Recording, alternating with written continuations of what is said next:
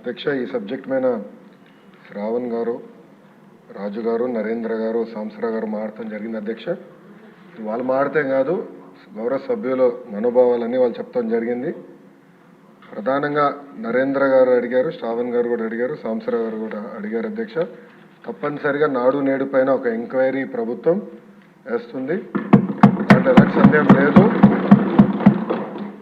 Agreements ఏంటి, గతంలో ఎవరికి ఇచ్చారు ఈ వర్క్లు, ఎందుకు పనులు సరిగా జరగలేదు, నాసరికైన పనులు జరిగిననేది పేపర్లో కూడా గతంలో వచ్చింది. దానిపైన తప్పనిసరిగా ఎంక్వైరీ చేస్తాం. రెండోది సాంసరావు గారు చెప్పినట్లు ఫేజ్ 1లో కొన్ని భవనాలు కట్టారు, కానీ అది మూసేశారు, అంటే వాడట్లేదు. ఏకంగా స్కూల్స్నే మూసేసే పరిస్థితికి వచ్చారు. తెలుగుదేశం, జనసేన, భారతీయ జనతా పార్టీ విధానం ఒకటి. ప్రభుత్వ పాఠశాలల్ని మేము బలోపేతం చేస్తాం. ప్రైవేట్ పాఠశాలలకి ధీటుగా ప్రభుత్వ పాఠశాలలు తీర్చిదిద్దాలనేది మా లక్ష్యం. అందుకే చంద్రబాబు నాయుడు గారి నాయకత్వంతో మెగా డిఎస్సి కూడా ప్రకటించాం. ఉపాధ్యాయుల పోస్టులు కూడా భర్తీ చేస్తున్నాం. నెక్స్ట్ ఇయర్ ఏదైతే స్కూల్ ఓపెన్ అయ్యే సమయానికి ఉపాధ్యాయులు కూడా పకడ్బందీగా మేము ఏర్పాటు చేస్తాం. దాంతోపాటు రాజుగారు ప్రధానంగా ప్లే గ్రౌండ్స్ ఏర్పాటు చేస్తే బాగుంటుందని కోరారు. ఉపాధి హామీ పథకంతో అనుసంధానం చేస్తాం. పవనంతో నేను చర్చిస్తాను. ఆయనతో పాటు మన స్పోర్ట్స్ మినిస్టర్తో కూడా ఆల్రెడీ డిస్కషన్ చేశాను. ఇంటర్ స్కూల్ కాంపిటీషన్ ఎట్లా పెట్టాలి, ఇంటర్ డిస్ట్రిక్ట్ కాంపిటీషన్స్ ఎట్లా ఏర్పాటు చేయాలి, కేవలం స్పోర్ట్సే కాదు ఆర్ట్స్ అండ్ క్రాఫ్ట్స్ని ఎట్లా ప్రోత్సహించాలి అని దానిపైన మేము కూడా డిస్కస్ చేస్తున్నాం.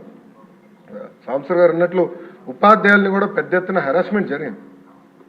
గత ప్రభుత్వం వాళ్ళకి అనేక యాప్లు ఇచ్చి వాళ్ళు అన్ని రకాలుగా ఇబ్బంది పెట్టిన విషయం వాస్తవం. పాదయాత్రలో కూడా ఉపాధ్యాయులను కలిశారు, వాళ్ళ సమస్యలు నాకు చెప్తాం జరిగింది. ఈ సంవత్సరం నా ఆలోచన, I'm subject to correction from members, నా ఆలోచన ఏంటంటే ఈ సంవత్సరం ముందల కేజీ టు పీజీ విద్యను మొత్తం ప్రక్షాళన చేద్దాం. నేను పక్క రాష్ట్రాల్లో కూడా ఎలాంటి కార్యక్రమాలు జరుగుతున్నాయి అనేది నేను చదువుతున్నాను. ఉత్తరప్రదేశ్లో నిపుణ్ కార్యక్రమం చేస్తున్నారు, ఢిల్లీలో కూడా అనేక కార్యక్రమాలు చేస్తున్నారు. నేను కూడా అది మొత్తం రివ్యూ చేస్తున్నాను. నేను కూడా ఫీల్డ్ విజిట్స్కి వెళ్ళాల్సిన అవసరం ఉంది.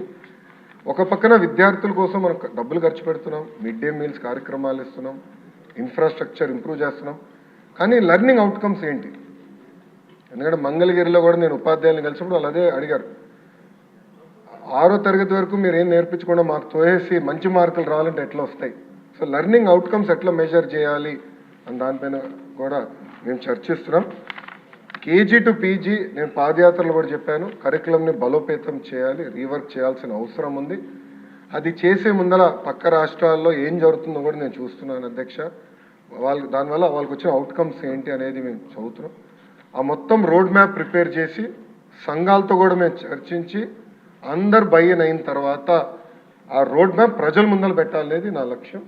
దాని తర్వాత ప్రజల దగ్గర నుంచి కూడా అభిప్రాయ సేకరణ చేసిన తర్వాత ఆ కార్యక్రమాన్ని మేము అమలు చేసి నెక్స్ట్ అకాడమిక్ ఇయర్కి తీసుకొస్తాం. అంటే గత ప్రభుత్వం లాగా రివర్స్ టెండరింగ్ అనే హడావుడిగా చేసి పోలవరం ఎట్లయితే సర్వనాశనం చేశారో అలా నేను చేయదలుచుకోవాలి విద్యా వ్యవస్థని. విద్యా వ్యవస్థలో కూడా అనాలోచిత వల్ల చాలా దెబ్బతింది.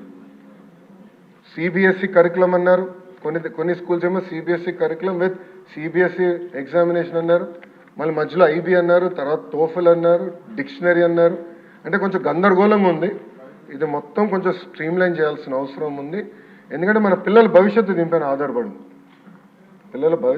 ఆధారపడింది. సో సిస్టమేటిక్గా చేయాల్సిన అవసరం, తొందరపాటు నిర్ణయాలు కాకుండా సిస్టమేటిక్గా చేయాలనేది నా ఆలోచన అధ్యక్ష. 2019 నుంచి 24 అని మీరు చూస్తే 2019లో అంటే ఆనాడు తెలుగుదేశం ప్రభుత్వం హయాంలో 38,98,000 మంది విద్యార్థులు ఉన్నారు. 5 సంవత్సరాలు వేల కోట్ల రూపాయలు ఖర్చు పెట్టిన తర్వాత అది 38,26,000 మంది విద్యార్థులకు తగ్గిపోయింది. అంటే 72,117 మంది విద్యార్థులు ప్రభుత్వ పాఠశాలలో తగ్గిపోయారు. ఇది కరెక్ట్ కాదు, అంటే ఎక్కడో లోపాలు జరుగుతున్నాయి, అంటే డౌట్ లేదు. అదేవిధంగా 117 జియో గురించి కూడా సభ్యులు నా దృష్టికి తీసుకొచ్చారు, అది కూడా మేము డిస్కషన్లో ఉంది. దానిపైన కూడా తొందరలోనే ఒక నిర్ణయం తీసుకుంటాం.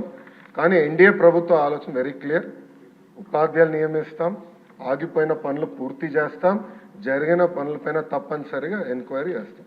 Thank you. మంత్రి గారు కూర్చోండి. మంత్రి గారు సభ్యులకి వచ్చిన ఏంటంటే ఎంక్వైరీ జరగాలి, కానీ మీరు తీసుకొచ్చే చర్యలు ఇది అవసరమైన చెప్తూ బాగుంటుంది నా ఉద్దేశం.